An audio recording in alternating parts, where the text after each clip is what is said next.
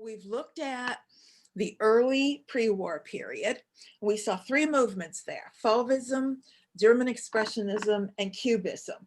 And we saw that they were primarily continuations of ideas from the 19th century.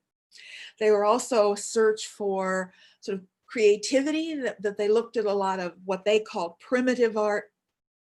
And we also know that they were driven by this idea that outward appearance is not truth, that you have to look more deeply to find the truth of something. The war itself, of course, sparked negative reactions in Dada.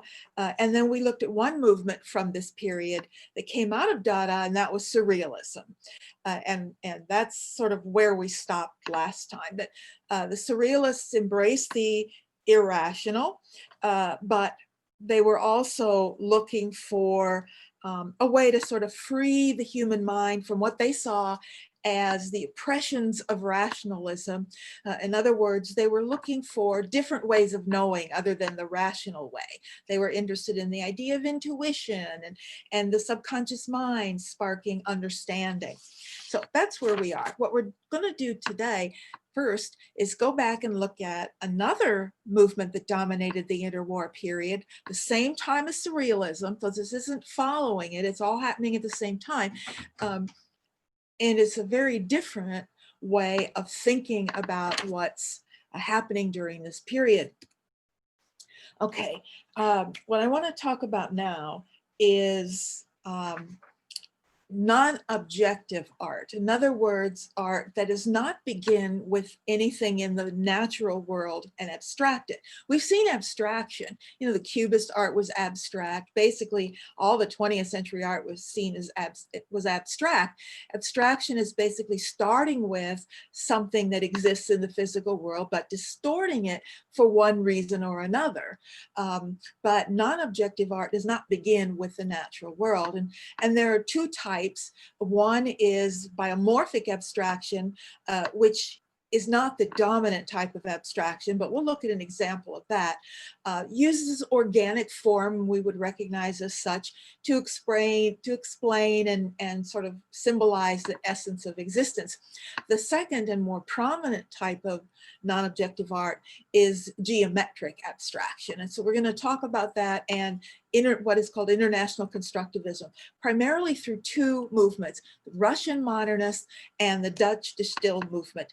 And what they're doing, is we'll see, will appear to be very similar, but in reality, really comes from very different places. So let's look at this organic, an example of that first. And the greatest early exponent of that is Constantin Brancusi. Is certainly one of the best known sculptors of the 20th century. He's a Romanian artist who ran away very young, left home, ran away, spent some time in Munich, and then literally in 1904 walked from Munich to Paris. When he got there, Rodin, the great sculptor, offered him a position in his studio. He turned him down. And about the same time, he began his interest in theosophy again. Surprise, surprise. Particularly, he was drawn to many of the same ideas of other artists that we've seen. The idea of, the external surfaces of things. He believed that the visible world veiled important truths, that there were truths out there, the essence of reality, in fact, that we couldn't see because we focused on external appearances of things. His ideas, I think you can see more and more as we look at more of this, how these ideas are rooted in the symbolist movement. In this, particularly for Brancusi, the idea of rejecting the particular in favor of the universal, that idea I introduced with the symbolist. In this, for example, he did a series of these, Bird in Space. This isn't a particular bird. You can't recognize a particular bird. It is, in essence, a figure of what I would call birdness. You know, it's the essence of a bird. It's the wing swept, the light forms, all of these, again, universal and general expressions. He worked in a number of materials, bronze, marble, and wood. None of these are new materials. These are the essential materials of sculpture in the Western world. We've seen particularly bronze and marble practically since the beginning of the class. We haven't seen as much wood. Wood makes a comeback in the 20th century. And he developed his own sort of philosophy about these materials and what they express in terms of the nature of human experience. Here are different versions of this same piece, and they vary in size. We have a marble one. The one in the middle, interestingly, has all, well, there's no bronze in this one, but it's two different kinds of marble and wood. And the one on the right is all three. It's bronze, marble, and wood.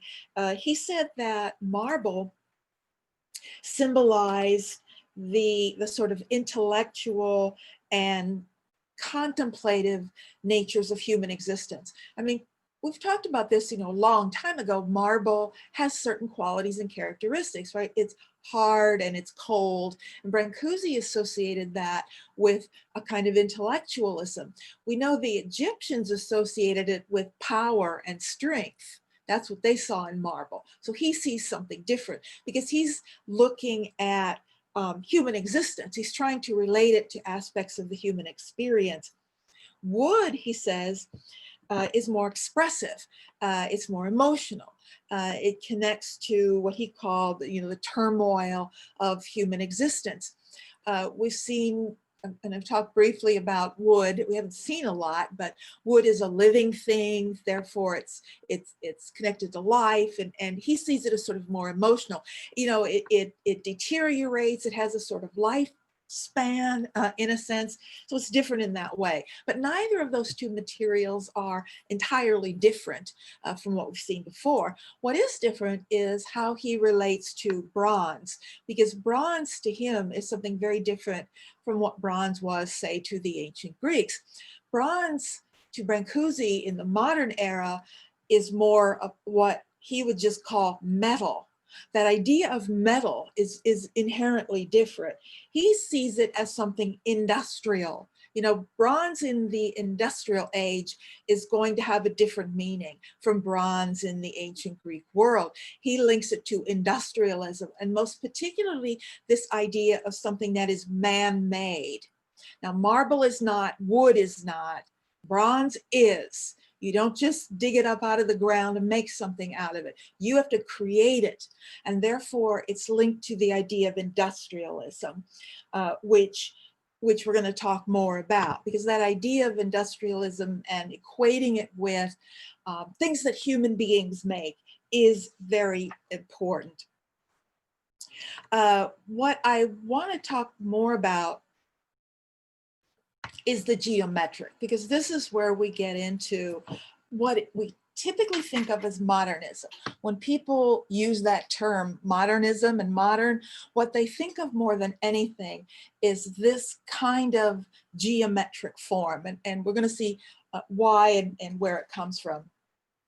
And I want to talk a little bit about it in a general sense. You can see I use the word constructivist art. I often use the word international constructivism because it really is international, and there are many different groups who work in this way for many different reasons. But they all share certain things in common. One thing that we see attached to working in this way is that they see geometric form as a kind of model for the modern age, for the sort of forces and processes of the modern world. And we can connect that to industrialism and the machine age, because when you think of machines, you think of things, products and the like of industry that have straight lines and right angles and forms like that, and machines have those characteristics. In fact, that's what Art Nouveau artists were reacting against, was that sort of form. Most of the constructivists that we're going to look at reject the idea of individual expression. The forms that we're going to see tend to be more universal and not individual. They're doing away with what we call the hand of the artist. And the hand of the artist is a term we use for anything that's very unique to this one artist. Like if a certain artist makes a certain mark with their brush on the canvas, you know, a connoisseur, an art historian who's a specialist in that artist will recognize that brushstroke and will link it to only that one artist could have made that mark. We call that the hand of the artist, but we mean more than just a brush mark. We mean anything in the work of art that is unique to that particular artist. Well, constructivists are doing away with the entire concept of uniqueness for different reasons, very different reasons, as we'll see. So individual self-expression is going to be seen as a negative thing. Okay, we'll talk more about that when we get into the individual ones. The principal language used is the language of the modern industrial world. And you see that here in this sculpture by Nam Gabo. Nam Gabo is one of two brothers, Russians, who are some of the greatest sculptors of the period. And this happens to be one of my all-time favorite pieces. I absolutely love this. Now, one thing that's, well, there are a number of things that are inherently different from sculpture we've seen before. One of them is the materials that he's using. He's not using traditional fine art materials. He's using industrial materials, primarily plastics, and nothing was more modern at this time than plastic. We think of plastic sort of a post-World War II, but there were early plastics in the interwar period. Bakelite is an early plastic, hard plastics in this early period, and that's what you see here. When I look at this sculpture, I see a sculpture, but I also see what could easily pass as a model for a kind of utopian building design, because the old metaphor that artists looked to in the late 19th century was poetry. Remember, the symbolists were trying to create art that evoked poetry. That's what they were modeling. But the new metaphor for sculpture is not poetry any longer, it's architecture. And architecture is the essential metaphor for constructivist art, as we'll see. The 20s was such a utopian period that almost every architect had these utopian designs for futuristic looking buildings, many of which, you know, they didn't even know how to build. It's one of the things I really love about the 1920s was their incredible idealism and optimism, which unfortunately we have completely lost in our culture. The idea that an architect would spend vast amounts of time designing buildings that he knew nobody knew how to build, just for the sheer understanding that, oh, we'll figure it out. Let's design this, let's start the process, and we'll figure it out. You know, I think the last thing I can remember in our culture that had that quality was when Kennedy said we were going to the moon in this decade. You know, nobody had a clue how to get to the moon, but there was still that optimism that we can figure it out, we can do it. And since that event, we have never had that kind of optimism again. Nobody would waste their time beginning something that you didn't know how to do. But that's everywhere in the 20s. Now, when I say this is sort of like architecture, what I'm saying is it's not like traditional sculpture at all. You know, and Gabo wrote about this. All these artists write, so we have a lot to read about what they're saying they're doing. One of the things he's doing is creating a new architectural vocabulary in which space becomes another form. Generally, earlier sculpture was about mass, right? It was about a solid three-dimensional thing that displaced space. Wherever this mass was, you know, the space around it, it pushed out and displaced the space. What Gabo is doing, however, by working in planes, and in many cases, transparent planes is he's not creating mass. There's very little mass in this sculpture. So it's not displacing mass. It's not displacing shape, I should say. It's shaping space. He's creating planes, and between these planes is space. Now he doesn't see space as a void, as an emptiness, but he sees space as an actual form in its own right. Now, when we think of planes that shape space, what I'm basically doing is defining architecture, right? That's what a building is. It's planes that shape space, right? Walls, floors, ceilings are planes, and they shape space, and we enter them. So buildings are really giant modern sculptures in a way. That line between sculpture and architecture, the only difference is people don't go in a sculpture. And in fact, that's not really even true, as we'll see in just a few minutes. Now, also intriguing in this work is the title, Column, which opens a number of references and potential associations. Now, what do we think of when we think of a column? Of course, to me, and I'm sure you as well, we think of a great sort of golden age of architecture when the column was the essential sort of symbol for a whole culture, a whole moment in time. That's why we look at columns so closely in Roman architecture, because the capital of the column, this is what speaks of the culture to a great extent. So the column becomes a sort of symbol of a whole cultural ideal. So is he saying this is the new cultural ideal for the modern era? It's interesting to compare this to Brancusi's work, because both of them we consider modern sculpture, modernist sculpture. And while they seem very different, they still have things in common. They're both not really representing the physical natural world. When we see them in comparison, now we see Brancusi's as metal as much as bronze. It's metal and industrial material. Also, the work on the right also has very little mass.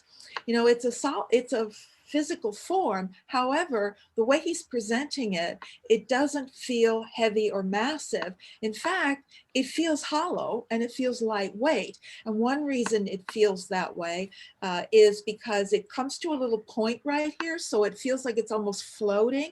And in some lighting, it actually does appear that it's like not even, that it's just balancing on a point. It feels like it's swelling. And that reason is because of the surface. I think I've mentioned this at least a couple of times before. If you want to draw attention away from the mass of a thing, you draw attention to its surface. And by using this highly polished bronze surface, he draws our attention away from it being mass. And that's why it feels hollow to us. It's why it feels more like a balloon or something that's swelling outward, and therefore it doesn't feel heavy or massive. And one of my favorite comparisons is this one from just 10 years earlier. Also both modernism, some things in common and some things very different, but inherently different sensibilities. Picasso's assemblage, they're both technically assemblages, they're taking things and assembling them together. But Picasso's, by using found objects, is linking his work much more to the human experience. In Picasso's work, you feel a human context there. These are pieces of wood that you feel human hands have touched. They're painted, they've been sawn and shaped and nailed. They were probably once part of some other object, maybe a building that was taken down or a box that was taken apart, something. There's something human connection in there with his work. At the same time, there's a lot of space and there are are largely plains. There's not much mass there.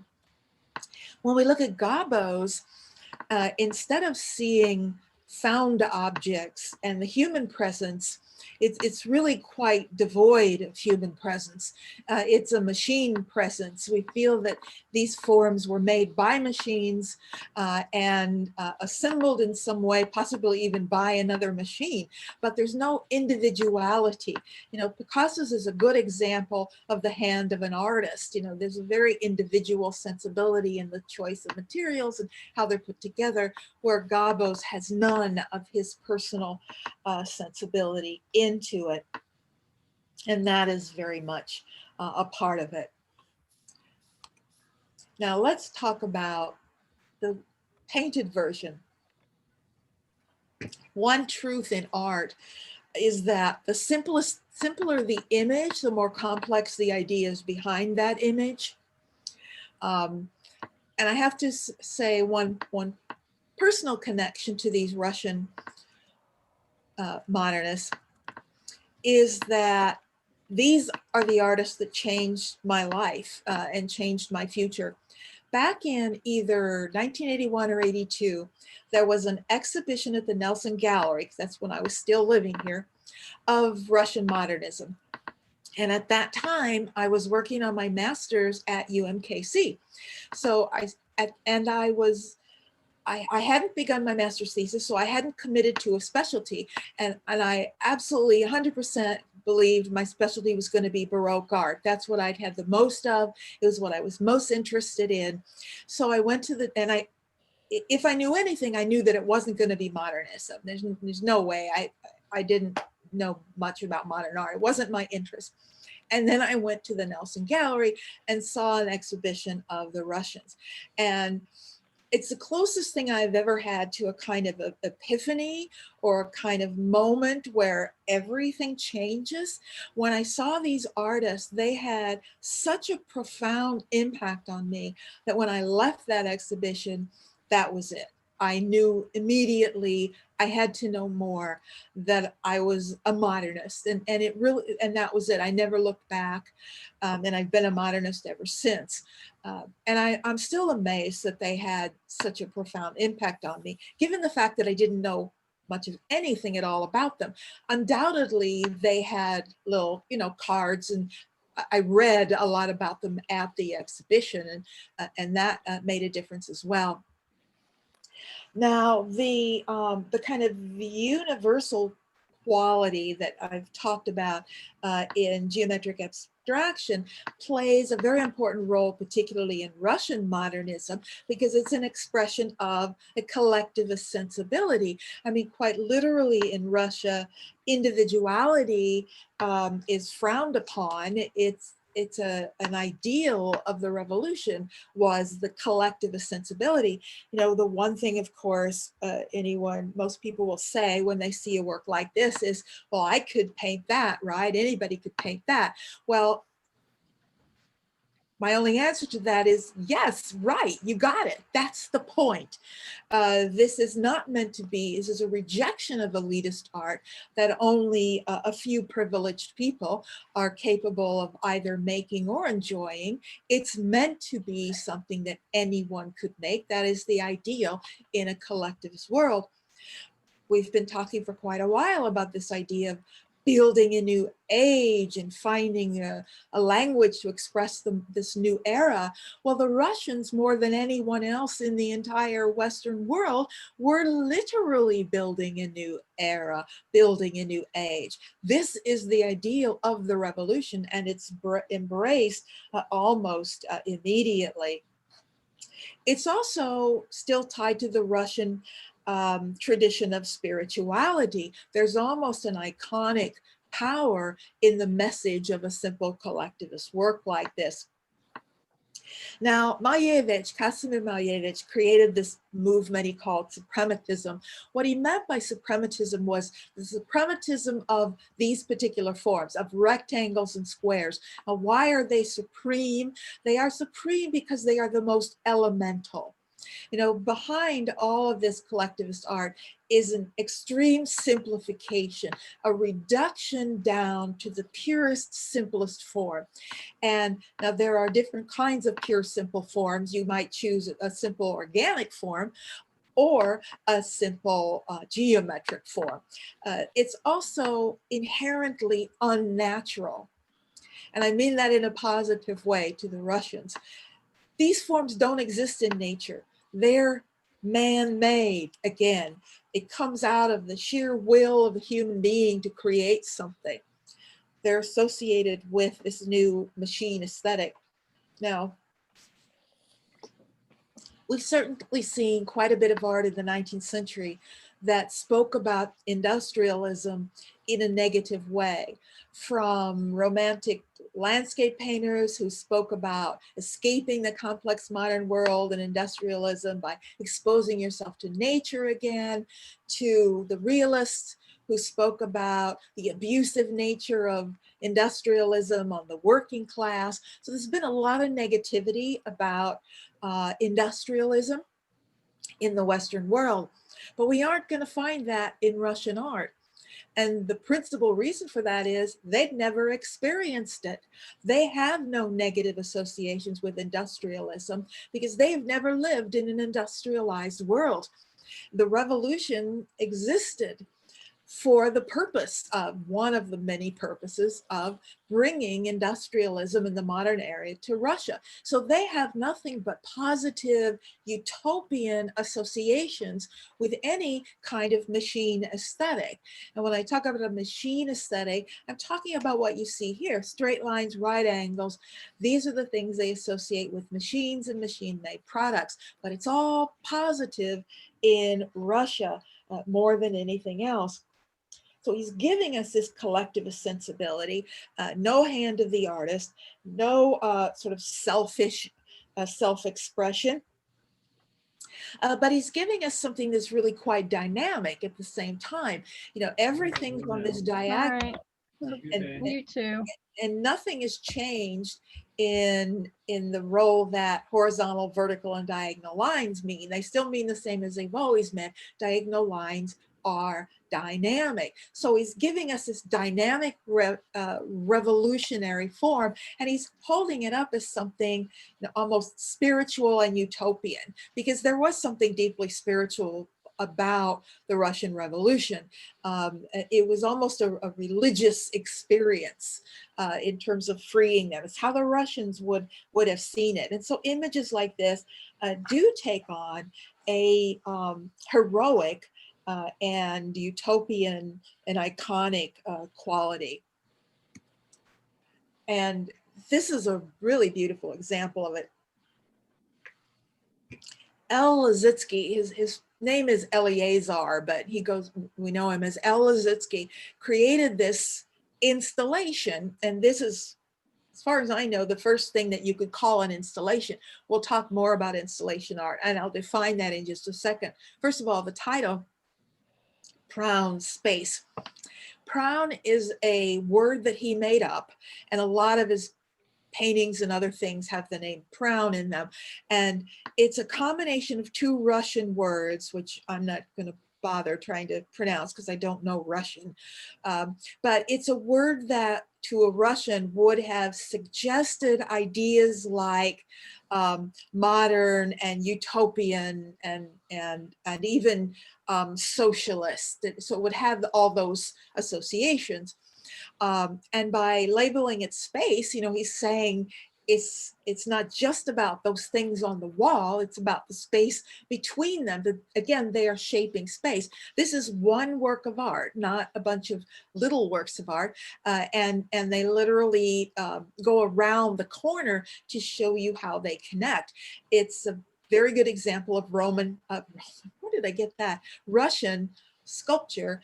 It's a kind of relief sculpture in a way because it's on the wall, not really considered painting. It's considered sculpture because it reaches out into space. And it's the new constructivist ideal. Now, an installation is a work of art that's created in such a way that the viewer interacts with it or literally can move or walk inside of it. You know, if you go to exhibitions at the gallery, they're often installation exhibitions. Generally, they tend to be temporary exhibitions. So you walk into the room and it's sort of all around you and you experience it from the inside.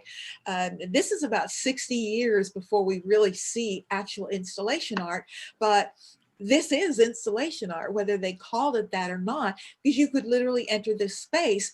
And it's interesting that he's defining the space as the actual work of art. So very, very forward looking. For a while, these Russians really are the cutting edge of avant-garde art in the West. Now,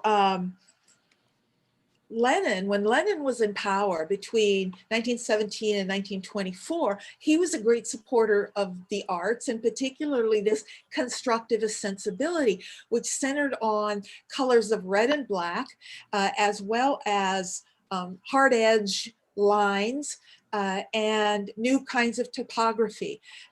People studying graphic design always study this period, this interwar period, because so much changes in design. And you really can't separate a lot of this constructivist art from design itself.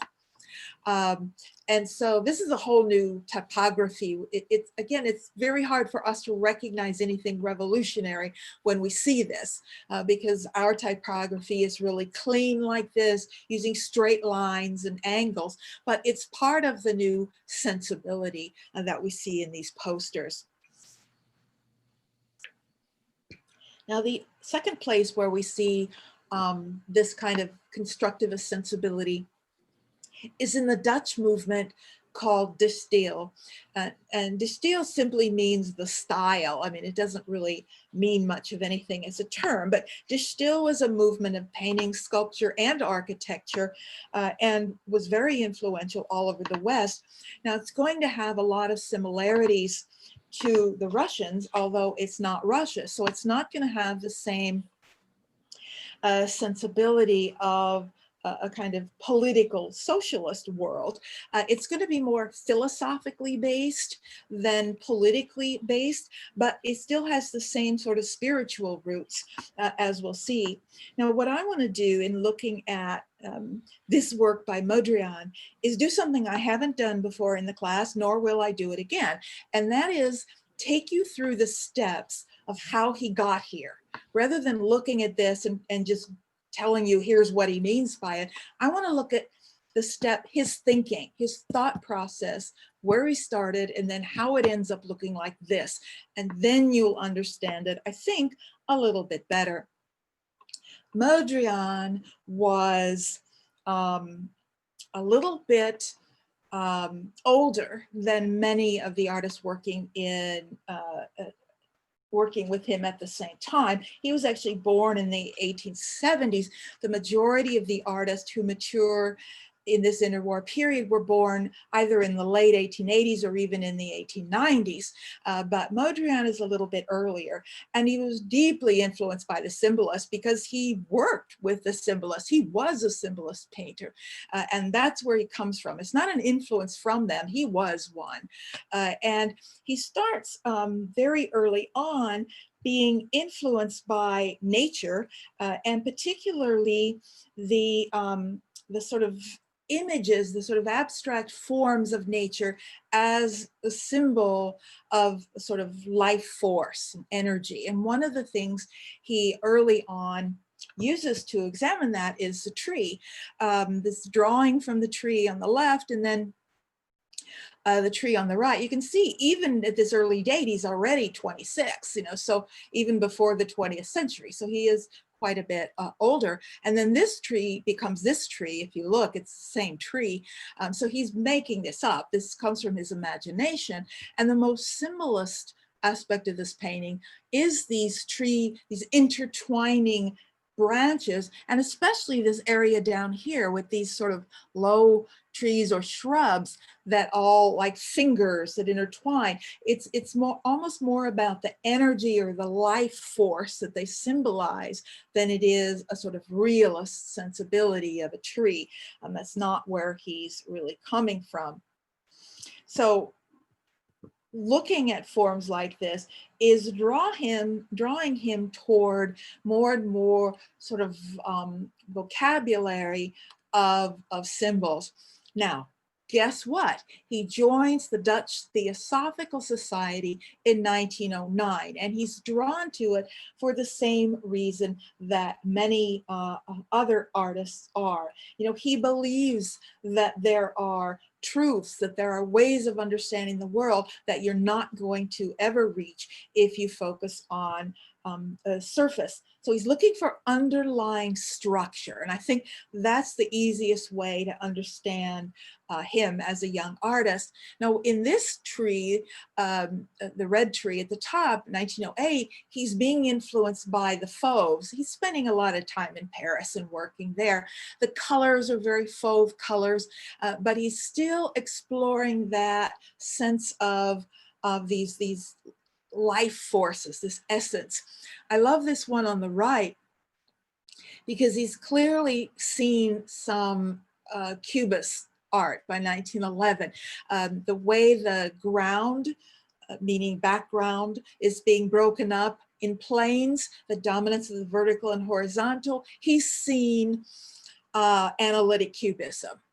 It's what he sees, one of hundreds of people who were influenced by the Cubists. I wouldn't call this Cubism because he doesn't have their goals at all, but it's clearly influenced by them. And the tree is becoming less a realistic tree and more just forms to communicate.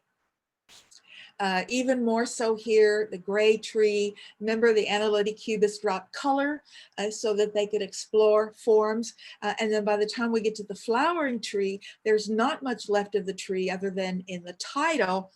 It's the shapes of the leaves, the branches, and it's becoming more obvious of what he's working on. Now, when World War I began, in 1914, he was really kind of forced to go home, go back to the Netherlands. And this was very important because this is where he began looking around and at what he saw and taking his work to the next level. You know, the last Dutch artists we looked at, well, not counting Van Gogh, but going back to the Baroque, you know, we saw Dutch landscapes, which really emphasized the horizontality, and they had a lot of sky and low horizon lines. It's very, very flat country, and he's influenced by that. And he begins what really I think is one of the most important series of his career, and that is the so-called Pier and Ocean series, where, you know, looking out at the horizontal of the sea and then the vertical piers, he begins thinking about and begins his lifelong study of this idea of dualities, of balanced relationships. And instead of the sort of organic forms of the tree, he's taken now toward thinking more in terms of horizontals and verticals and how those create these dualities and balanced relationships. And these ideas are drawing him to theosophy more and more. Again, it's another case in which theosophy is not really what is inspiring the artist, it's what they're drawn to because they're already moving in that direction. So dualities, this comes from theosophy. You know, theosophy embraces Eastern philosophies, and particularly there are discussions of the idea of yin and yang and this idea of opposites that maintain balance as the kind of essence of the nature of existence in these balances. And so the Pier and Ocean series is dominated by these verticals and horizontals, but they're painted with these sort of oval shapes, which create something, I think he's doing it because it creates almost a fluidity, like the sea itself, and creates something a little more dynamic. One of the things Mondrian talks about, and he's written several books, he's very, very literate and very easy to understand. He talks about the idea of this the duality of things in our experience that are fixed and unchanging versus things in our existence that are constantly in flux. He sees life as a dynamic equilibrium, not just an equilibrium. Equilibrium would just be a fixed and frozen balance, but as a dynamic equilibrium. And when you think about it, is true. You know, when you think about the cosmos, it's this perfect balance between all these things that are orbiting and their relationship to one another, but it's also dynamic. They're also constantly in motion, and you couldn't have one without the other. You know, if things ever stopped moving, there would no longer be that relationship. So our universe is a perfect example of a dynamic equilibrium. The other one that one of my students mentioned that I thought was quite brilliant was that riding a bicycle is a perfect example of a dynamic equilibrium. You're in this perfect balance, but only as long as you keep moving, right? The minute you stop, you fall over. That is a perfect example of a dynamic equilibrium. And that's what these paintings are beginning to represent. Now, he's clearly looking for universal forms, not particular. That's the symbolist in him. He's not going to show you details. He wants something that expresses the universal. So he's not so much looking for, he's not coming from a collectivist sensibility the way the Russians were. He's not thinking about a socialist society that's based on collectivism. He is thinking more in terms of the symbolist idea of the universal, as opposed to particular. So that's why he's downplaying the hand of the artist to a great extent. And now the color starts to come in. Now he's got the pure verticals and horizontals. Mondrian is not about the square or the rectangle. The Russians were. Rather, he's about vertical and horizontal line. I guess you could say he's about the right angle, because the right angle would be the perfect expression of the yin and yang. These aren't new ideas. The yin and yang, yin is a horizontal, the yang is the vertical, and they've always had associations intuitively in our mind. Go back to the Middle Ages. Horizontal has always symbolized the physical world, where the vertical has always symbolized the spiritual. Gothic cathedrals were tall. They drew your eye up to the spiritual. Horizontal lines are like the horizon of the earth. These aren't new ideas. They've been intuitively understood for a very long time, but writers like those writing about theosophy and other things sort of pulling it together in a more specific way. Now, the color comes in because for him, the color is the dynamic part of the situation. It's bounded by the lines, but something like this would be, for him, a metaphor of existence and a metaphor of human existence. And before we look at that final painting that I started with, there's one more thing that I want to talk about that feeds into not only Mondrian, but modernism in general. Hey, Peggy. Yes. Before we leave that one, I was just thinking about what you were saying about the hand of the artist. Yeah. And I have to say, I would look at that and say that could not have been painted by anyone other than Mondrian. Right. You know, I mean, it feels like there is something unique to him about that. There is, only because nobody else ever did this. Oh. In his view, everyone should be doing this. Oh, in which case you wouldn't identify this with Mondrian. Okay. But you're absolutely right. There's no way on earth anybody wouldn't know this is Mondrian. Right. Only because he was wrong and nobody else did that. Well, the one other person did it, but you can still completely tell the difference because the other person put in a diagonal line and Mondrian would never put in a diagonal line. But you're right. It is supposed to be, but see, he really did envision, he really did believe that we were on the verge of a new utopian world, and he did have that in common with the Russian. He mostly saw it as a utopian capitalist world, and in that world, he really prophesied the end of fine art, and in replacing it with design. And that idea, this would be in his mind, design, not fine art, and that anybody can do good design. So, you know, if he had been right, we would all be doing this every day and live in this world, and he would be non-existent. But I want to talk about kindergarten, and I'm I'm wondering how many of you have heard of Friedrich Froebel and his kindergarten. Is there anybody out there that's familiar with kindergarten? Kendall is. Only as sort of a predecessor to Maria Montessori. Right. I mean, this is like the prelude to her. Yes. But yeah, I've at least heard the name. But its impact on art is profound, and without it, it's hard to understand modernism in general. And not everybody, even in the art world, is that familiar with Friedrich Froebel. Froebel created the idea of a kindergarten, and he named it, and the kindergarten is literally means a garden of children, that they would grow as flowers, and he created the first one in 1837. Nobody does educational toys like the Germans. And they were doing this even throughout the 19th century. They were brilliant. They believed, you know, you could be learning lessons no matter what you were doing, even when you were playing. And that's what this was meant to be. This isn't kindergarten like today. This isn't like a preschool program.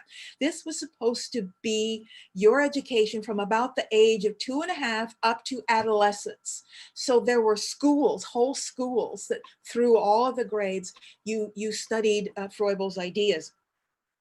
Friedrich Froebel came to his ideas through crystallography. He worked with a crystallographer. He was an assistant, and he studied crystals. And at a museum at the University of Berlin, actually. And one of the things he saw in studying crystals was this underlying structure in crystals, this sort of form, this structure that he saw in patterns. He saw in many, many different ways. And he began to think about these relationships between different aspects of humanity and the human experience, that there were patterns that underlay all of them. This is an actual photograph of a Froebel kindergarten, and they had these gridded tables, as you can see here. The table was gridded, and they worked with different types of materials and objects. They thought they were playing. The children were never supposed to know that they were learning things, but these are some of the forms that they worked with. They were given what were called gifts. Did I write that down here? No, I didn't. They were given things that were known as gifts and occupations. There were 13 gifts and 11 occupations. And you just get sort of one at a time. I'll explain more about what those are. They were called gifts because you literally gave them to the children. Now, examples of gifts might be sticks or pieces of string or blocks. A lot of them were different shapes and sizes of blocks. Some were two-dimensional, pieces of paper or flat little pieces of wood in different shapes, but they were all forms. And what you did with them, and the children were never told what to do. They were allowed to find these relationships. They had to take certain forms. Let's say you gave the child 8 little wooden blocks, and they had to do 3 things. They had to find the forms of life, and forms of life were anything tangible, anything physical, like you might arrange those blocks and make a chair out of it, so it looks like a chair. And then you had to make forms of knowledge. You had to do something relating to science, math, or geometry. So maybe you would put 4 blocks over here and 4 blocks over here and go, 4 plus 4 equals 8. Or I could do 2 plus 6 blocks here equals 8 blocks. So there are many different ways you could interpret that. And then they had to do forms of beauty, and you could arrange them to make a pattern or a pinwheel, or they tended to encourage symmetrical design, but you didn't have to do that. And by doing this, what the children were supposed to do is see that all of these things were connected. They were encouraged to and unconsciously understand that all things are made up of the same structures, the same forms, and we're all connected to one another. It's an absolutely brilliant idea that carries over for a couple of generations and is deeply underlying all of these artists we are talking about, because so many of them actually experienced it.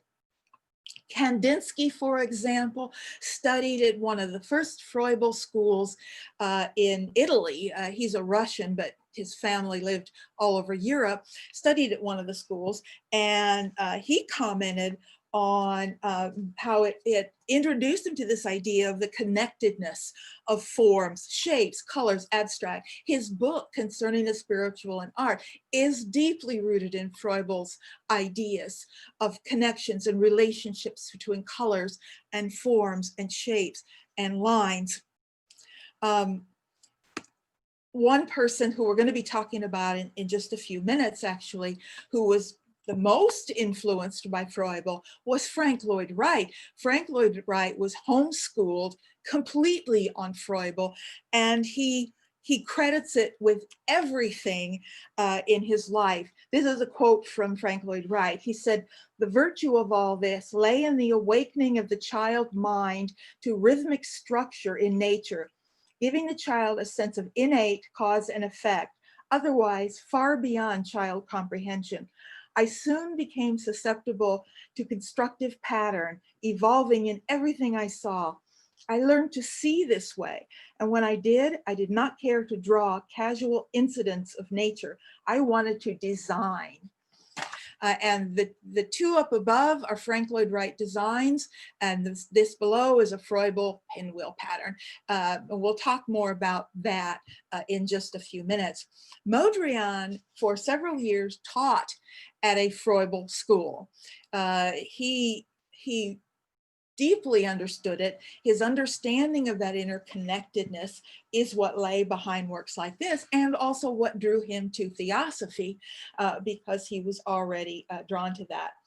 Another thing he says about this, sort of summarizing these relationships, is that his fascination with dualities in life, he said that all dualities are really just an expression of the one essential duality that drives human existence, and that is the duality between the physical and the spiritual. It's the mind-body duality that is at the essence of what all human beings are trying to understand. So when you have a simple image like this, you can't get more elemental than this, 3 primary colors with white, black lines. It is in fact the expression of one of the most, it's an attempted reconciliation of the most complicated duality in the human experience, and that is the mind-body relationship, the physical-spiritual relationship. That's what I meant when I said the simpler the image, the more complex the ideas behind it, and Mondrian is a perfect example of that. Now, before I move on, I want to clarify, I think you're perfectly correct to ask the question, how am I supposed to see that in this painting? I just explained a great deal of information, but when you go to a museum, you look at the painting, you're not going to have this kind of explanation. So how am I supposed to look at this and see all of that? Well, the simple fact is you really can't. You can see the idea of balance. To me, that is communicated clearly, because it looks to me like a lot of the design projects we had to do in 2D design classes, where you had to balance forms, shapes, and colors because they all have visual weight. So I see design and I see balance immediately. But in terms of the philosophical, no, you can't. This is a foreign language. It's an understandable foreign language, but you have to study that foreign language to understand that. It's not something you intuitively know. And that can be very bothersome if you approach the art believing it should be understandable, then you're going to have a problem with it because it's not. But that's modernism. let's take a break. It's 2:00. Let's take our 5-minute break, and then we'll come back and talk about architecture and how these ideas of modernism and constructivism relate to the development of architecture in this period. So I'm going to take about 5 minutes, and I'll see you in 5. Here's a 5-second pop quiz on the first hour. Okay. Let's see if you can focus. What is that? I don't know. I can't really tell. Yeah, it's not good.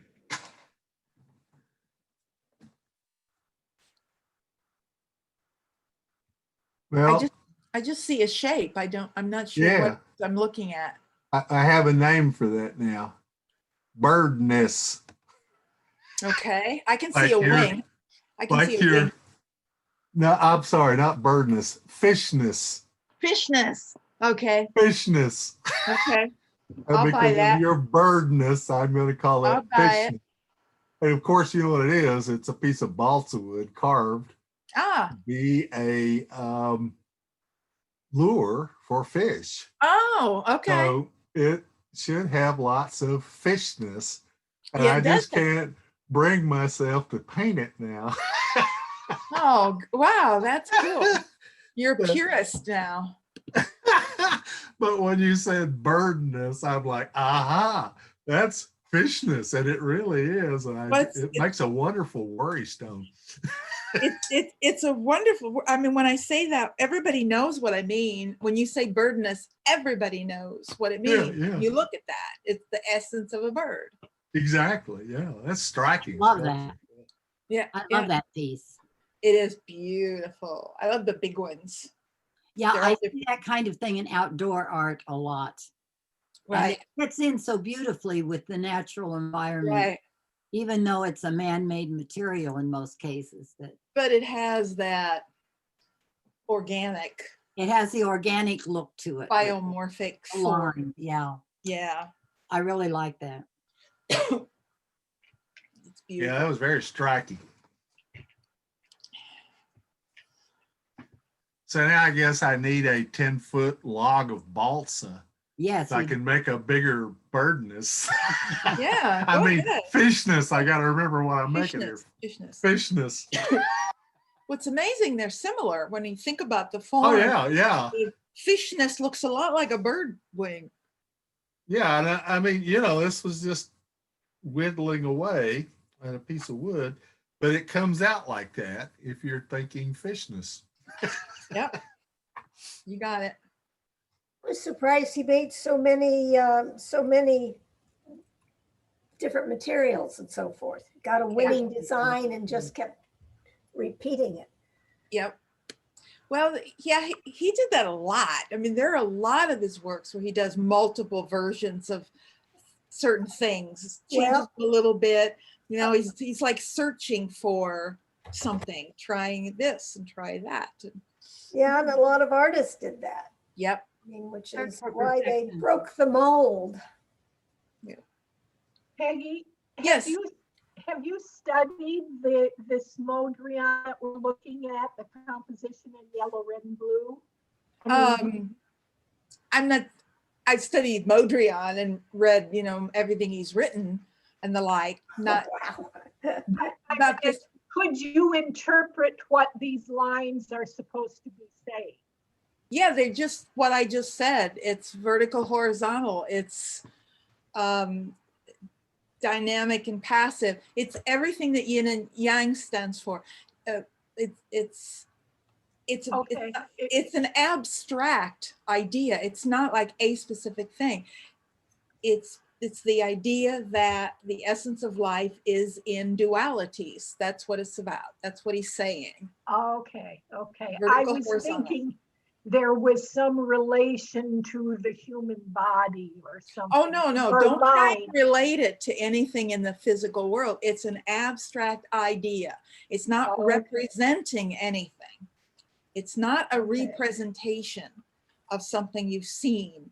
It's an abstract concept. Oh, okay. I like Thank that you. word, representation. That's what, I don't think I've heard that before. well, that's what, I like to pronounce it that way. Usually it's just representation. People talk about Yeah. representational art, but what that means is you're representing it. You're Yeah. taking something you've seen before and you're giving it to us again. I like that. So that's what representation means, a representation. Does anybody have any other questions on this before we move on? Then we'll move on and talk about architecture. At the moment, we're going to start out by coming to America and looking at some American design, because this is really where skyscraper construction begins, and the essence of modern architecture is in the early skyscrapers. The skyscraper refers to a specific type of internal structure. It doesn't just mean a tall building. It means something very specific. It means a building that is built using, early on they used iron, not for very long. It primarily means steel, internal structure, like an internal skeletal structure. That's what defines skyscraper. And the earliest ones, really, there's a couple things built in the 1870s. It's in, I think, 1884 when the Bessemer process is perfected in steel, and that's when they really can begin making these steel skeletal frameworks. And everybody's seen buildings going up like this. These are buildings that do not have load-bearing walls. The walls don't hold anything. The walls are literally hanging off this scaffolding of the building. So in theory, there's not much that can limit the size. And this begins in America. It's American engineering. The problem is, Americans didn't know what to do with the outside of the building. They were great engineers, but they weren't great designers. And so early skyscrapers, and this is 20th century, but it's not that different from what they were building in the 1880s and 90s, is in what we call the eclectic style, which basically means revivalist. Americans' architecture has often referenced earlier European designs, like Capitol building that references sort of Renaissance styles and the like.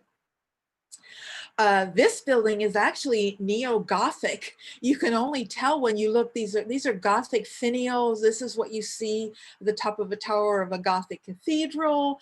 It's kind of bizarre merging of styles, but there was no concept of what the outside of this modern building should be. That's something that comes from Europe. And we're going to end with what that is in America as well. But before that, so this is sort of the beginning, the skyscraper, but I want to look at domestic architecture in America first. Also the eclectic style. This is the kind of building that variations of which I'm sure you've all seen. This is a very early one. There aren't that many left from the 19th century. But this is a building in Maine, and it's Renaissance revival. It's based on a Renaissance palazzo. It might as well be the Villa Medici. The flat roofs are the Italian style. This is a purely Italianate building in Renaissance revival. The other sort of thing we see is medieval revival. And this has got to be one of the most bizarre private homes I've ever seen. It's the Palmer Mansion, the Palmer family, if you know Chicago, and the Palmer House Hotel and all of that. Very, very wealthy, finished in 1885. And it's clearly medieval. It's almost more of like a Romanesque castle than anything else. And while I love most 19th century architecture, and I can't help but love this in some ways, I love it, but I think it's really ugly. And to me, that's not a conflict. I can love something and still think it's ugly at the same time, but it's certainly bizarre. Now I want to show you a domestic structure that was built just a few years later. And that is one of the very first residences designed by Frank Lloyd Wright. Frank Lloyd Wright had worked, he'd been an assistant in Louis Sullivan's architectural firm in Chicago at the time. And he left there in '92 and opened his own firm. And this is one of his very first houses. There is no way that any of us can understand how revolutionary this was in 1893. It looks so ordinary, like you would drive by it and not even look twice. But you have to remember, this is what people were living in at the time, not something like that. Some people. Well, you had to be pretty wealthy to get a Wright home. So if you had the money for a personally designed home, then you probably could afford different style. Most people were not living in any of these kinds of houses. In fact, this house looks even more modern today than it did 25 years ago, because this is actually referencing some postmodern style elements that wouldn't have even looked so modern 25, 30 years ago. And I'm talking about this white around. Some of the newest postmodern buildings have things like this white horizontal band here that separates it. That's very contemporary, as is this white around the doorway. That's just sheer sort of coincidence. It's absolutely beautiful. This is one of my favorite Frank Lloyd Wright houses, actually, and it's terribly early. It's not his mature style. It's clearly early, particularly in the emphasis on, particularly in its symmetry, which he really doesn't do. He won't do symmetry anymore, or a centralized doorway with emphasis around the doorway. That's not what will develop into his style, but I actually love those things in this particular building. One of the major influences on this building you may actually already recognize, and that is Japanese architecture. In 1893, Wright had visited the World's Columbian Exposition in Chicago. He was living and working in Chicago. And that's another thing that I've had to really leave out of this whole class, is in this sort of discussing all of these world's expositions and world's fairs. That's something I would love to go into in another course, because those are very important and influential on the art world, and there were many of them.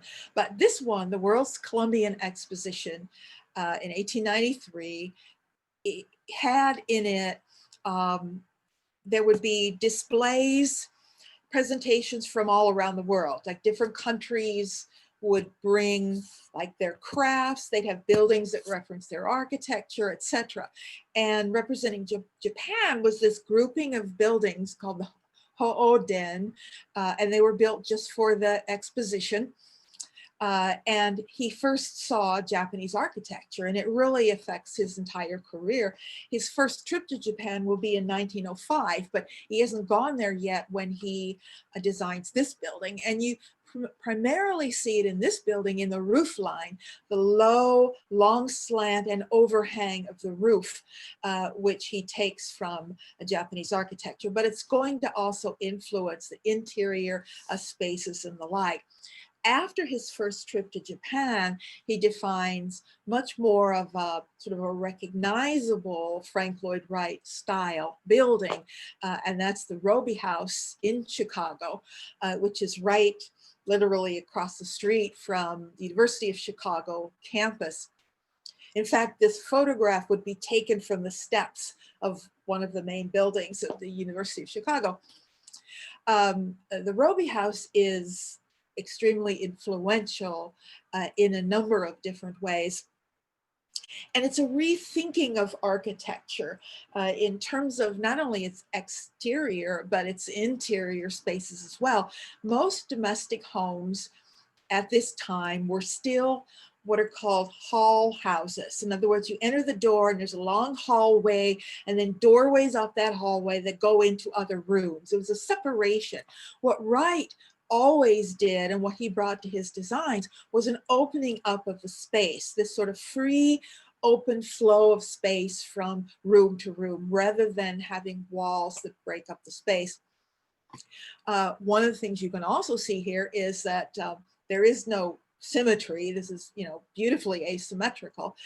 And I dare anyone to find the entrance to this building. If you've been there, you know it's really not easy to find. In fact, the entrance is way around the back. You can't even see it in this image.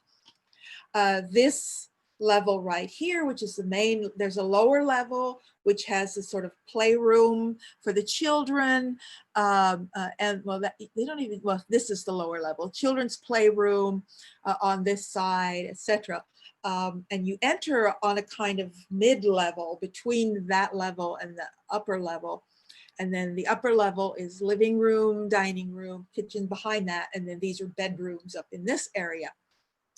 All this glass here, we're going to look inside and see it more in a minute.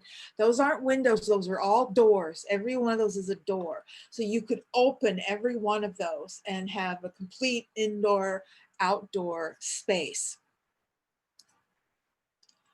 From this view, you can see it a little better. The prairie style, as it's called, is named that for several reasons. It's a really good name for his style.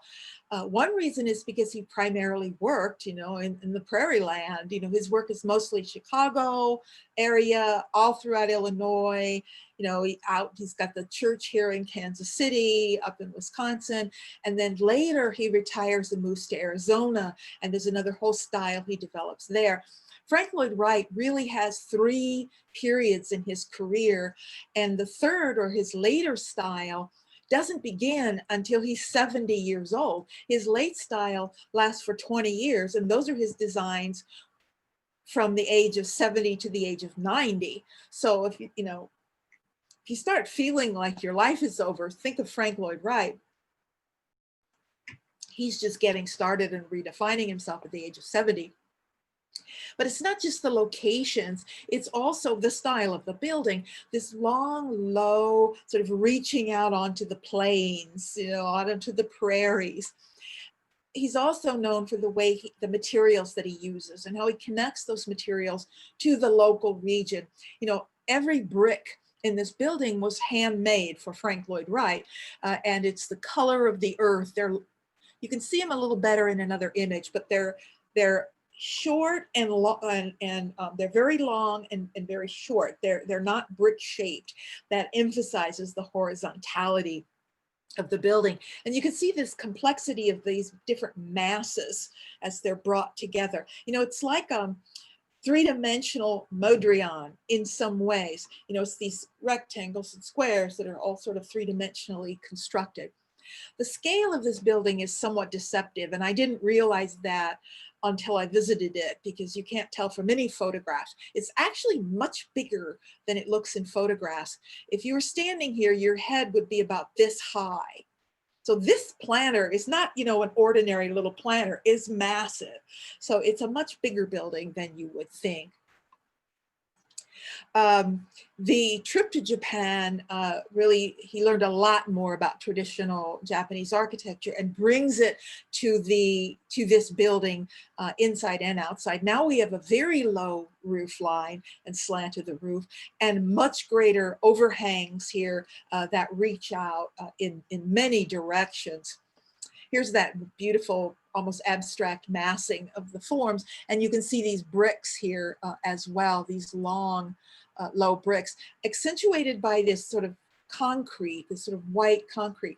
His building, even this building, is a kind of merging of a natural versus an industrial look. There's sort of things that are sort of warm and human and natural in the colors and the materials of the earth in the bricks. And then you get the concrete, which is more industrial.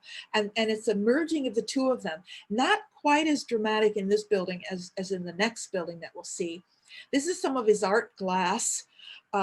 that fills all the windows. And these are actually abstract candle forms. He's using this metaphor of light, like coming through the windows, and then candles. You can still buy these. You can go online and buy art glass designed by Frank Lloyd Wright if you want these in your windows. I don't think they're that expensive either. But going around the back, this is the entrance. Actually, this is the main entrance. It's right back here. And you walk in here and there's a door right here. This is the formal main entrance to the building. And there's a maid's room right there by it. These are for wealthy people. And then she'll show you up. This is actually the guest bedroom balcony right up here. Inside, he brings some of that sensibility of the Japanese interior as well. He just typically designs furniture. Frank Lloyd Wright is interesting and very formal. You know, people who knew him all his life still called him Mr. Wright. You know, he was just a figure like up here above everyone else. And he designed not just a house. He didn't design a shell. He designed a lifestyle. And he would design the furniture. In fact, this dining set is what's called a room within a room design. The tall chair backs are such that when people are sitting here, it's like you have a wall around you with these chair backs. So it's like a little room within the bigger room. When you bought a Frank Lloyd Wright house, or when you commissioned one from him and he built it for you, you were supposed to live the way he designed it for you. And if he came back later and you had moved the furniture around, he would get very upset because you were supposed to live the way he designed it. His homes have a reputation of having low ceilings, and many of them do. This one does have a lower ceiling. He did that because the Roby family were short. So he designed a lower ceiling. But at the same time, he always designed ceilings. He's the only one who really put things on the ceiling. You know, there's wood, there are lights, there are things that draw your attention to the ceiling, which makes it appear even lower than it is. So yes, his ceilings sometimes are lower than normal and can feel claustrophobic if you're very tall, but they also, he even emphasizes that with all the stuff he puts on the ceilings. It might also be worth noting that he himself was short.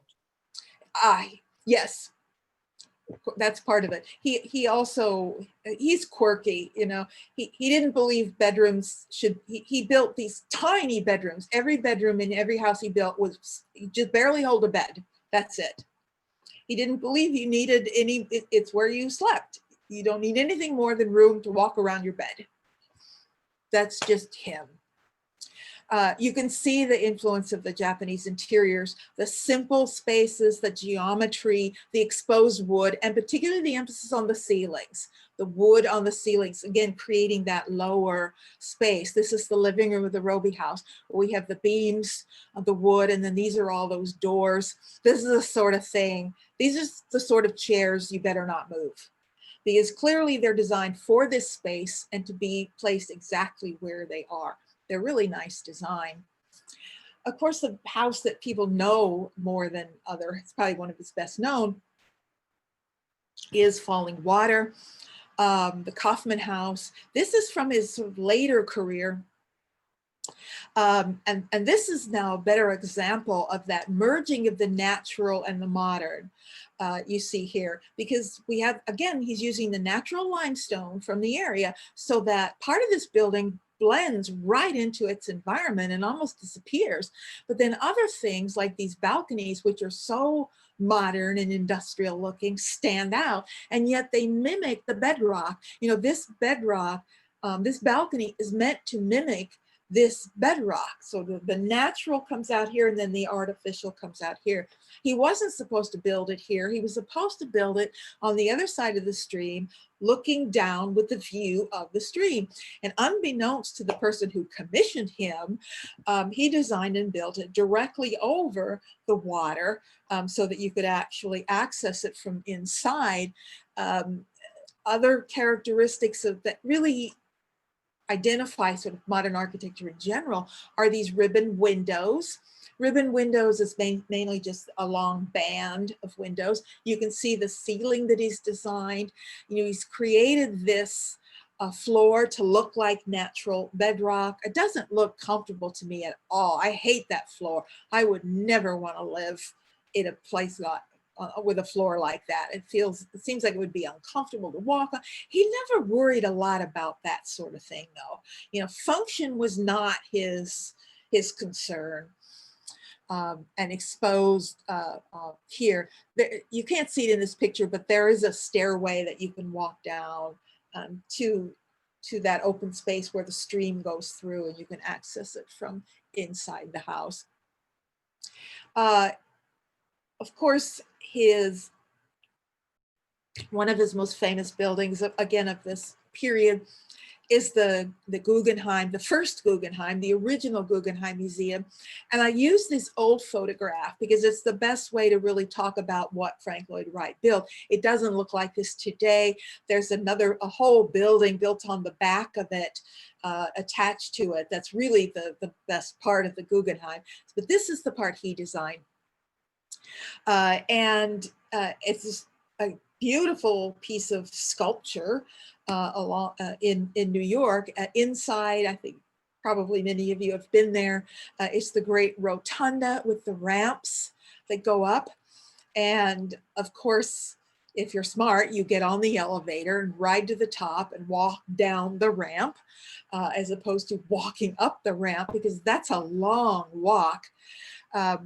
It is stunningly beautiful, and as far as I'm concerned, is a terrible museum until they built the new building on the back, because, you know, he didn't care that much about function. There were originally, in the original building, there are some rooms that go off to the side that have, you know, rectangular walls for showing art, but they're not particularly large rooms. That's why they really had to build the new building, because it is a museum after all, and it should be a good place to show art, but this is not a good place to show art. All this art on the ramp, that is a horrible way to look at art. First of all, the floors are all at an angle. You know, it's a ramp, and you can't get back from the art unless you want to risk falling off the balcony.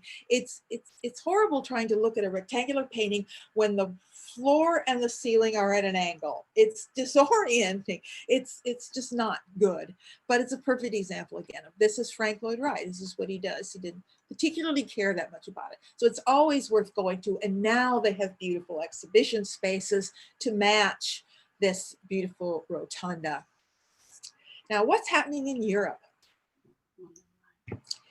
Europe developed after the war a style of architecture known as international style architecture.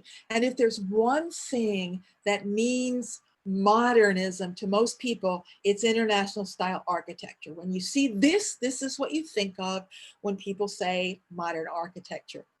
Now, Frank Lloyd Wright visited Europe in 1910. He was there for a year and a half. He took a lot of his plans with him. He did many lectures at schools and had a huge impact on international style architecture. However, most people, especially Europeans, writing about the history of architecture do not credit Frank Lloyd Wright. Europeans don't want to think that this American Frank Lloyd Wright had any impact on European art, but he absolutely did. There's no question about it. His massing of forms, he is doing that long before Mondrian or anybody else, any Russians or anyone was working that way.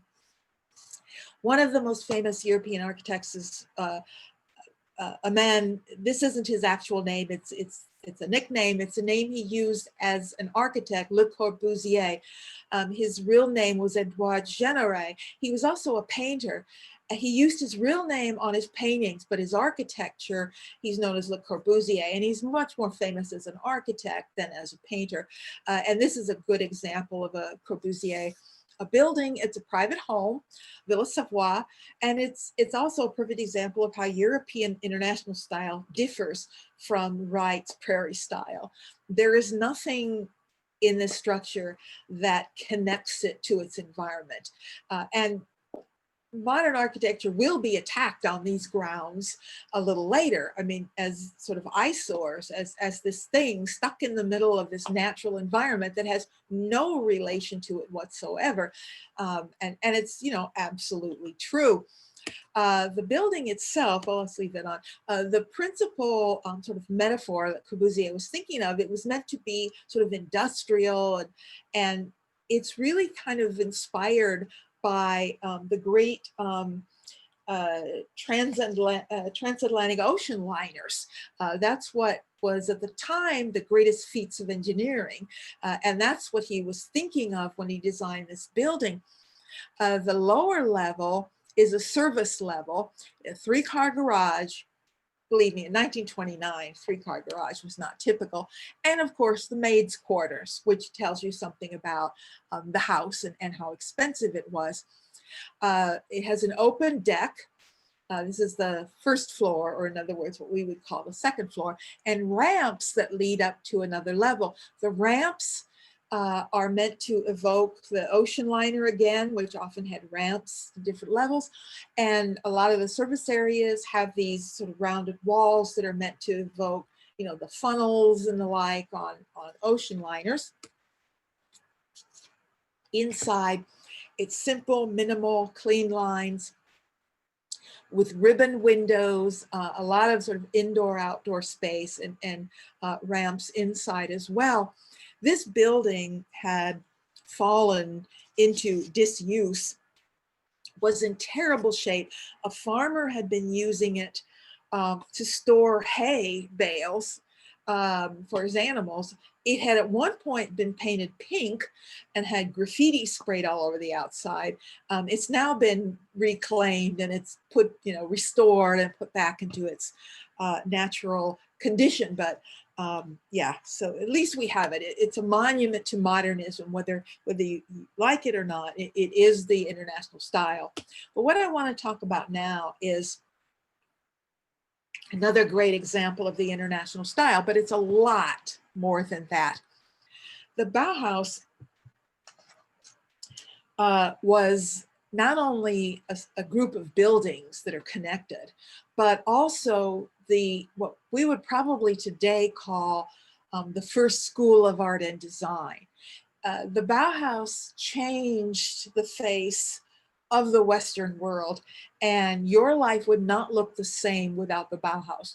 You are surrounded by things influenced by the Bauhaus, and I'll clarify that in a minute. First of all, the word Bauhaus was a new word, an invented word. It roughly means place of the master builder or place of the constructor, or it doesn't mean architect. Bau means build and house means house. So it's not the house of the builder, and it certainly doesn't mean architect. It's a hard to define term. It's a new word invented just for this. In 1919, 2 schools merged in Weimar, Germany. A traditional fine art academy merged with a craft school to create something new, and that becomes the Bauhaus. It's patterned on, in many ways, an old medieval workshop concept. They didn't have professors, they had masters. They didn't teach fine art. They taught many different things. They taught largely materials and crafts and design. You know, they're making up a whole new kind of educational system. And they have the idea that, you know, before you set people to making things, there must be preliminary things you should teach them first. You know, before this, if you wanted to be a painter, you might do drawing, but then you jumped right in and studied painting. The Bauhaus contribution to art education is the idea of what they called the Vorkurs in German, which kind of means preliminary course, or something you would take before you actually start making things. And, you know, every school of art in the world has these preliminary courses now.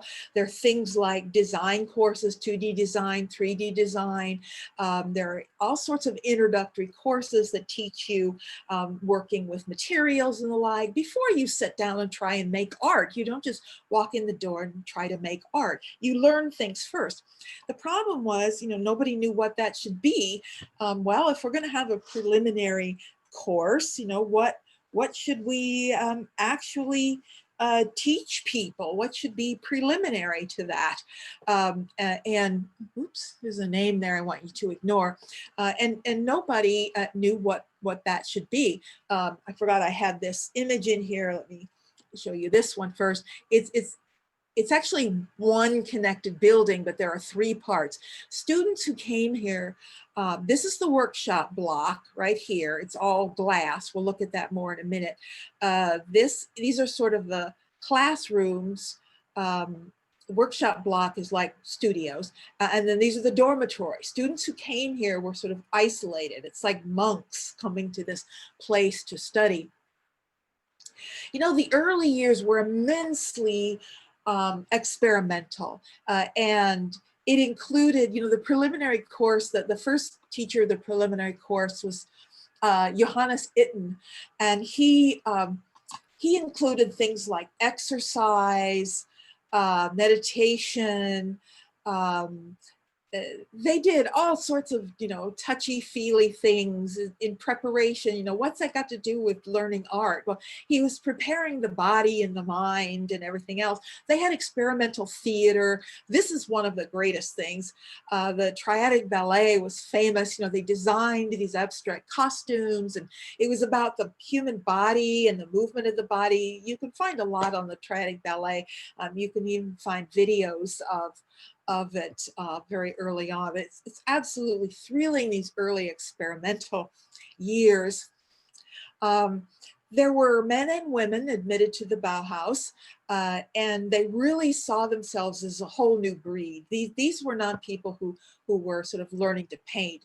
They were learning experimental things, and they were the avant-garde of the era. These young people, they must have had an absolute ball, because there are photographs of them doing these wacky things. Art students are kind of like that anyway, but these are the ones that would have had the purple hair and everything else you can think of. I love this image on the upper left, because when Itten left, Laszlo Moholy-Nagy took over the preliminary course, and he designed a materials course that has had a huge impact on us ever since then. He would take students and he would just give them materials, any materials, maybe some cardboard or wire or paper or absolutely any physical thing. And he would tell them to just manipulate it, make something out of it. Does it, bend it, twist it?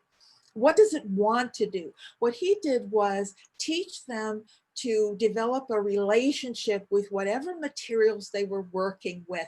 If you have a little flat piece of metal, it probably wants to curl up like a ribbon. So let it do that. Does it want to do this? That idea is going to have a real impact on American artists after the war, and all of modern art will be dramatically affected. What they were doing early on was designing. The whole goal of the Bauhaus wasn't to make elitist fine art, but to design products. That merging of art and design we saw before, this is very much a constructivist sensibility, was to design products for the modern world. These are the typical turn of the century furniture, pattern on pattern on pattern. And this is where I want to say something about the relationship between modernism with its clean and austere forms and how that relates to the Victorian world. All of these people were born in the late Victorian era. They lived in houses that were pattern on pattern on pattern, that had floral wallpaper, floral rugs, floral furniture, all different patterns. That's the Victorian world. Is it a surprise that when they mature, they eliminate everything like that. They want absolute clean surfaces. They eliminate all sorts of ornamentation. I think we ignore that too much and try and see modernism as if it's somehow pristinely separate. It's not. It's a direct reaction. Every generation reacts to the generation before it. So if these were the chairs that were most typical, these are the chairs designed at the Bauhaus. Now, their goal from the beginning was to put everything they designed immediately into manufacture. That's why when they moved to Dessau, and we'll look at that building and talk more about that building in a moment, but that's the center of the manufacturing district of Germany, and they built it there. And all of these things were put into production. Many of these chairs should look very familiar to you. Many of them are still under the original Bauhaus designs and are still being manufactured. These are chairs designed by Marcel Breuer, and the tubular steel, that's a Bauhaus design. That was created at the Bauhaus, the first to use tubular steel. It was a huge revival in the 1970s of Bauhaus designs. We had kitchen furniture that had this chrome, this tubular steel chairs just like these. People thought in the 70s they were so modern and so new. Hardly anybody knew they were from the 20s and they were really Bauhaus designs. But again, eliminating pure functional. Things like tea services. There's a 19th century one at the top, the one at the bottom designed by Marianne Brandt. She's one of the better known women from the Bauhaus, beautiful designs. There's some beautiful Bauhaus pieces in the Nelson Gallery in that 20th century room. They have some things just like this there from the Bauhaus. Lamps, you know, 19th century lamps on the left, turn of the century, including Tiffany. When we looked at Art Nouveau, I said Art Nouveau was still very popular up to World War I. When World War I ended, we move into the 20s. No, we eliminate all of that extraneous stuff, all that references to nature. This is a world that's referencing the machine, not nature. I still love that lamp. I'd love to see one of those. Now, who taught at the Bauhaus? Many different people went through teaching. One person who taught at the Bauhaus for a few years was Vasily Kandinsky. Again, our Russian who lived and worked in Germany. We looked at his early expressionist work, but look where he goes in the 20s. I love this juxtaposition because you can almost see that it's the same painting reinterpreted through a slightly different sensibility, because he's still dealing with color, line, unbounded from one another, but one is through an expressionist vocabulary and the other now in the 20s through a constructivist sensibility. One is nature, one is machine. Kandinsky was dramatically affected by everything at the Bauhaus. Now let's talk about the building itself. The original Bauhaus was in Weimar in 1919, but in 1925, they moved to Dessau to be closer to the manufacturing firms. The president from the very beginning, the head of the Bauhaus, was Walter Gropius, who designed this building. And he was an architect, of course. He designed this building. In it, again, it looks so ordinary to us. It's so revolutionary. There's nothing around the windows. There's no architectural detailing, no columns attached to the side. I mean, remember what people had been largely building at the time. One of the most revolutionary elements of it was this sign, this new typography that came out of their printing. This is German typography. This is what German script looked like, not this. This clean lines again. You don't even get serifs on this. It's about as clean as you can get and about as ordinary as the world we live in. Everything in our world existing as a Bauhaus design. You know, every chair and table and everything we're looking at. This is the workshop wing. This is the first glass curtain wall in existence.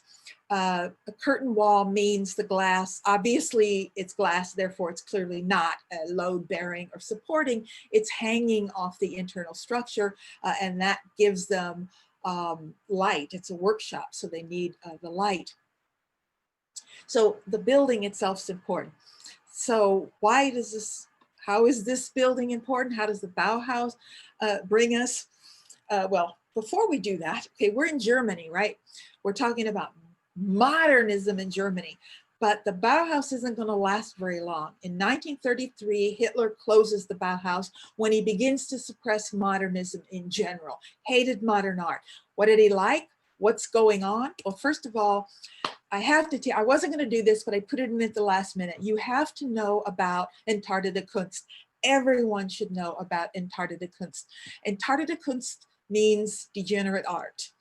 And it's an exhibition that Hitler had put together in 1937. It traveled to several German cities. He confiscated modern art, and the exhibition, the whole exhibition's intention was to mock and belittle modernism. It was meant to be horrific. You were supposed to laugh at it. And there was stuff written on the walls. There were posters and things insulting it. Most people recognized that it was the greatest exhibition of modern art anywhere in Europe at the time, but you weren't supposed to acknowledge that. Various posters for it, you can see Africans and jazz, equating them with Jews. This is meant to look like a primitive, they attack primitivism and all of that, African style, all those things that influence the Cubists, African sculpture, Oceanic sculpture. This is meant to look Jewish. It's a very disturbing moment in time. They're mocking, also attacking Bolshevism. So they're using this Russian style of red and black, like the Russian posters at the time, even the letters that we saw in the art by Lenin. And it says here, exhibition of, in quotes, cultural documents. They're not going to say art because they're not going to acknowledge this stuff as art because they're mocking the Russians just as much as anybody else.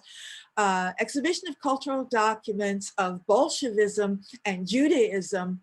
No, wait, you got to read, I forget, you got to read German backwards. You got to start at the end of the sentence if you're going to read German. This means sort of, I don't want to translate it as abstract work, but roughly that. Discontinuous work is what it means, of the disruptive, distorted work of Bolshevism and Judaism. That's what it says. And then images like this, which typically appeared in the popular press, often printed images of modern art like this and equated them as a way of proving the degeneracy of modern art. And I'm sure that most of you understand the language of the word degeneracy. When they say degenerate art, that's tapping into a whole level of political meaning in terms of what the fascists were seeing and defining as what was happening in culture.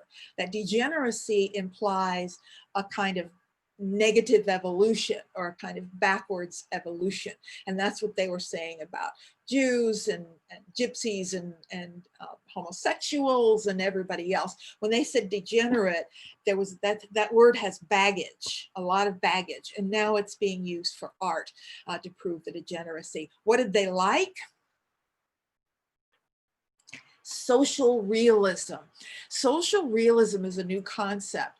It's using realism as a way of constructing a social concept, commenting on culture. Totalitarian regimes will always embrace realism and reject abstraction because you can't use abstraction for propaganda. But you can use realism for propaganda, especially if you want to talk to the masses. And so this is what they wanted. This is good German art. I think those two sculptures are two of the most bizarre things I've ever seen. Hitler, like, they're trying to tap into the heroic nude. Remember that? When nudism had a heroic quality?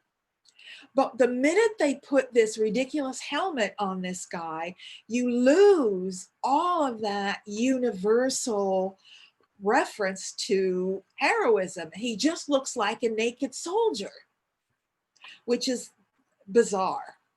So, you know, it just doesn't work. A lot of images like this, we can't see it in this reproduction, but there's words you can read on this newspaper that are political. So it's an older man that's happy about what's going on, what the fascists are doing.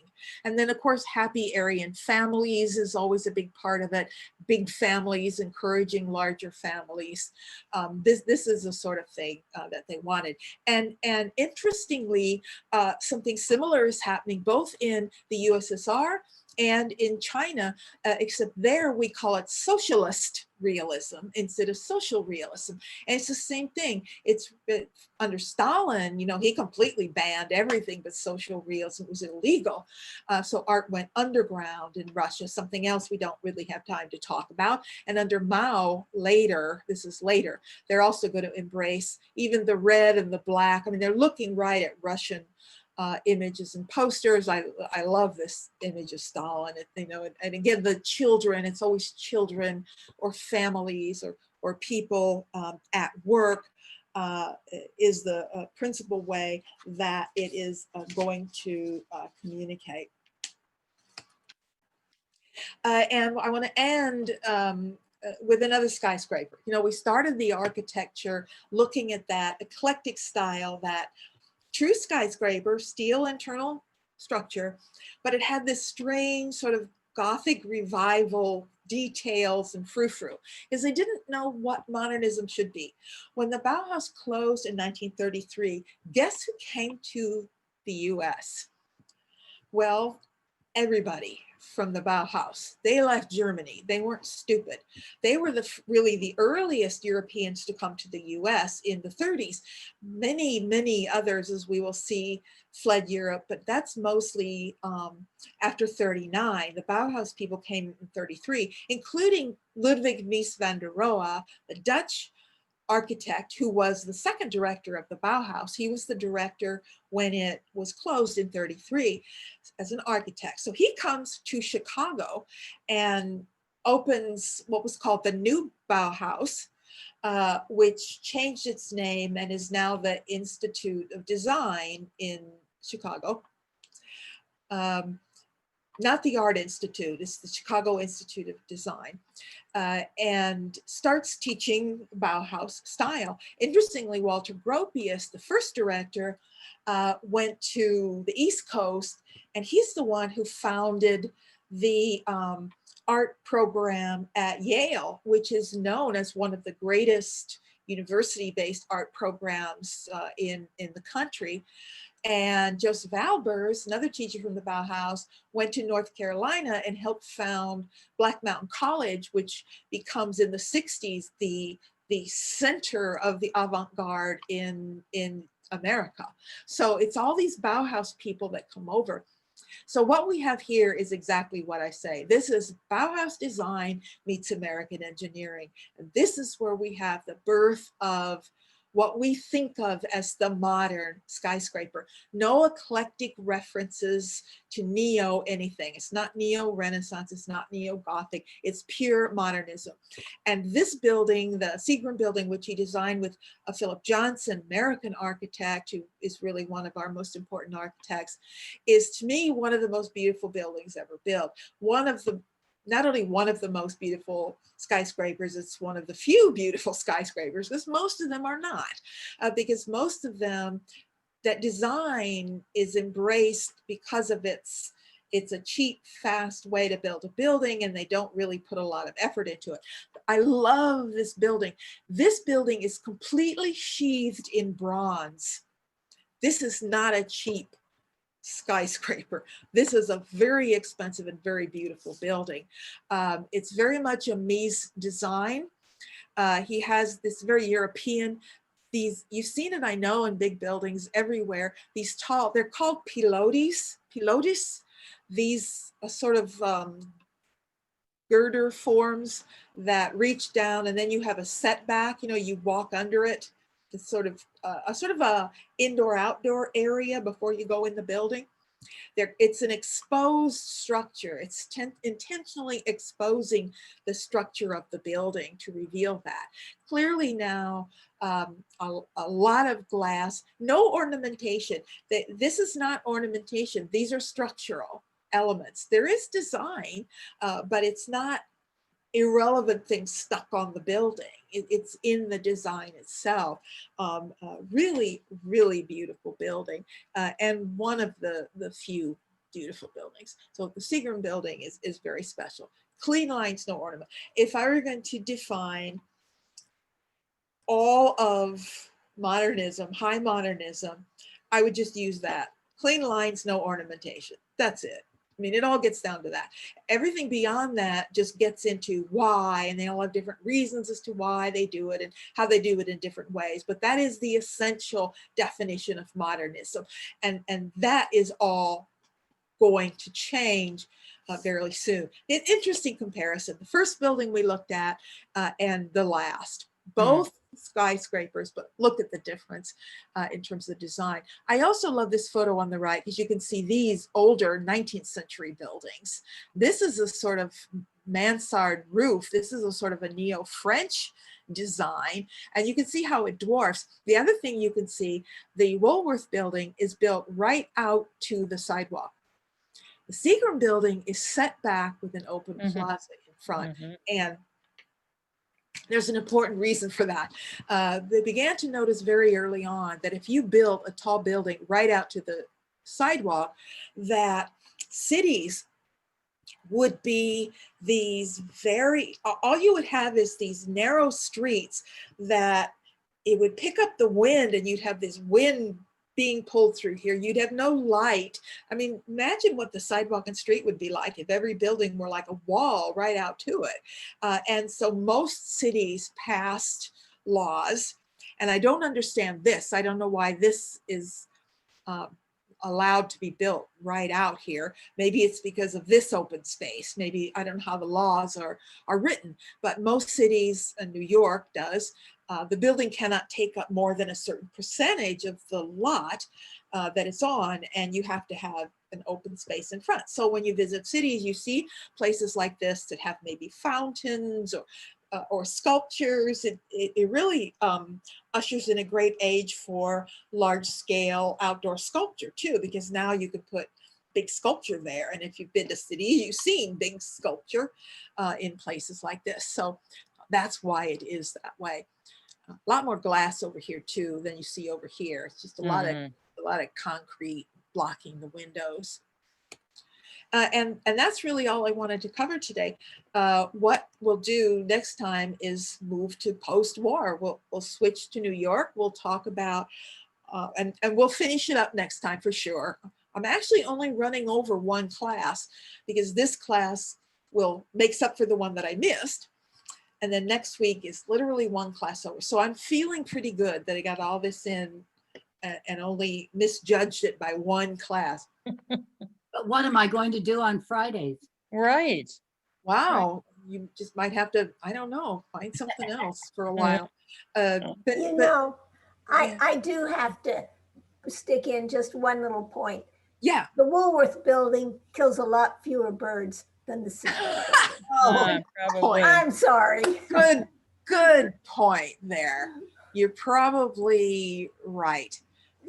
Yeah, I'm sure that they're. It's dying for your art.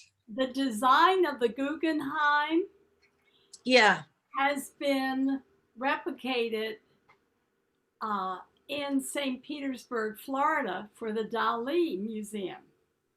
Oh. I have not been to the Dali Museum. I know it's there, but I've never been there. Well, I came from St. Petersburg. Oh. So they made sure that the ramp only went 1.5 spires on a second floor. So it's gorgeous. And I happen to know the architect because I'm good friends with his wife. So now I know who he was imitating. Yeah. And also the difficulty that an architects would have when they build another Guggenheim. There are several Guggenheim museums, and we're going to look at one more. We're going to look at probably the most famous one right now in Spain. But can you imagine being an architect? Your responsibility in building a Guggenheim, you know, you are responsible to that original building by Frank Lloyd Wright, and your building has to be as innovative in your moment of time as his was in his. That's a huge debate within the museum world, is what should a museum even be trying to be a work of art? Or should it just be a very plain structure to show the art inside of it? Because those are two different. Should it compete with the art inside of it, or should it, you know, intentionally not? And that's a debate. Clearly, I would say the side that is one is the side that says it should be a work of art in its own right. But that was highly debated for a while. But people want beautiful buildings for art. Does anybody have anything else? Yeah, Peggy, I wanted to go back for a minute to the teaching process at the Bauhaus workshop, and how they would give them the materials and say, what does the material want to do? And it reminded me of studying Dewey when I was in seminary, and his theory about democracy, you know, the philosophy or the religion of democracy was that people's relationships with each other should be based on persuasion rather than coercion. And he carried that over into his ideas about art, that he said the difference between art and manufacturing was that the artist has a persuasive relationship with their materials, and that the materials, what the materials can do or want to do or naturally do, influences what the artist does with them. Whereas if you're just stamping things out of plastic, you're just imposing your will on the material. When was he writing? Art as Experience was in the 1930s. Okay, perfect. Yes, exactly. So it seems like there must be a connection there. And then if you think about why totalitarian regimes would reject art that was based on a persuasive relationship between the artist and the material, and be in favor of something that was more mechanical and replicating, you know, particular ideas or older styles. It somehow that just all fits together for me. Well, that actually is very interesting in the context of what we're going to be talking about next, because we're going to be talking about abstract expressionism in America. Now, I'm not going to call America a totalitarian regime exactly, but they are doing many of the same things that Hitler and Stalin were doing, especially in the 30s during the Depression. One of the things I didn't have time for was to talk about the Federal Arts Project and the sort of, again, the mandatory social realist style, extolling American virtues in the same way that Hitler and Stalin were. But also, and I think that's what Dewey was writing to oppose. Okay, and I don't know whether we want to give it away or wait till next week. Oh, well, no, wait till next time. That's fine. Okay, we'll but we will encounter something similar to that, where an aspect of the American government embraces the idea of the freewheeling artist as a sign of the success of American freedom and democracy. So they will do that. They just haven't done that yet, but Americans will do that. Where I don't think like Hitler and Stalin or Mao were quite thinking on the philosophical level that the CIA will hint in the future. So we'll see that next time for sure. Cool. So next time we'll look at contemporary art, and we'll be post World War II and take it right up to today. In fact, I just attended a webinar on with Andy Goldsworthy And he talked about the Kansas City walking wall at the museum. And so I can't wait to talk more about that because I've loved Andy Goldsworthy for decades. So anyway. Thank you. See you then. Thank you. You're welcome. I'm looking forward to next week, but I'll miss all of you too. But, you know, we'll talk next week about what we want to do next and when, Okay. all of that sort of stuff. So I'll see you next week. Bye, everybody.